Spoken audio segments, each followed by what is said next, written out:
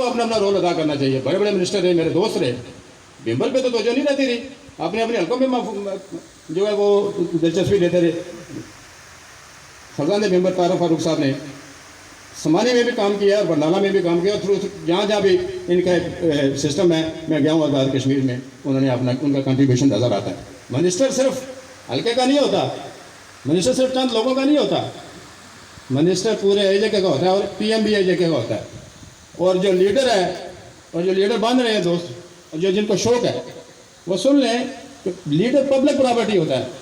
और public property आपको पता है वो क्या होता है, उसकी डेफिनेशन भी आपको पता है कि आप जिस वक्त चाहें पब्लिक प्रॉपर्टी के अंदर जाएं और जिस वक्त चाहें उनको मुखातब करें, और वो आपकी बात सुनने के पाबंद है। नहीं तो कोई हक हासिल नहीं है किसी को भी नुमाइंदगी का। मैं शायद बातें इस माहौल की मुनासबत से थोड़ी ज़्यादा कर गया हूँ, लेकिन मैं माज़रत के साथ मेहमान खुसूसी शायद कोई इस बात को ये ना समझे कि कोई ये तनकीद है, लेकिन ये मेरे दिल की बातें हैं, ये सच्चाई की बातें हैं। इस शोबा को अपनी ज़िंदगी के कीमती 26 साल मैंने दिए हैं।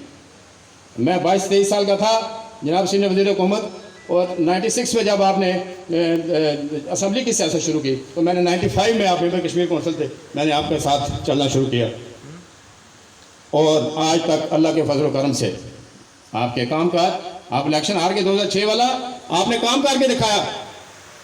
आप मशीर PND बने, आपने पूरे आज़ाद कश्मीर में वो मनसूबे दिए जो मनसूबे जो आज भी नज़र आते हैं। सड़कों की हालत बड़ी बुरी थी, बाज़ारों की हालत बड़ी बुरी थी, आपने